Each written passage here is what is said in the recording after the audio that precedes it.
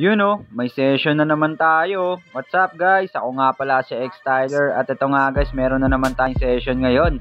At ang ating session guys ay Quago ang kanyang design. Itong ating client guys ay taga Gate 1 lang at nag-walk-in siya dito sa aking shop. At ito nga guys, biglaan lang din siya nagpatato sa akin. Nakita niya lang ang post ng aking asawa sa aking Facebook. At yun nga ay pini-PM niya yung asawa ko. At sabi ko sa kanya, i-direct PM niya ako sa main account ko.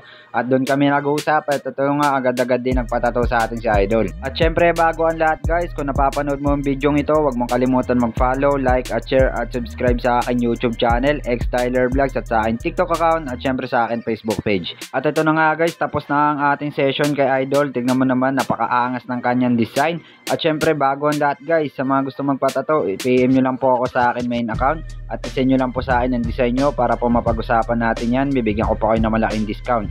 PM for more details. We accept GCash payment. We open for walk-in, schedule, home service at service fee, depende po sa layo ng location nyo. At ito na nga guys, ang finished product natin sa design ni Idol, napakaangas. At syempre sa mga gusto mong patato dyan, ano pa inaantay nyo, PM nyo na ako, available ako everyday. Ang location ko nga lang pala guys, dito lang sa may Kogyo Gate 2, Walisan, at pinaka landmark natin, dito lang sa may Boba Milk Tea, Macopa Street. Makikita nyo na ang aking tattoo shop doon.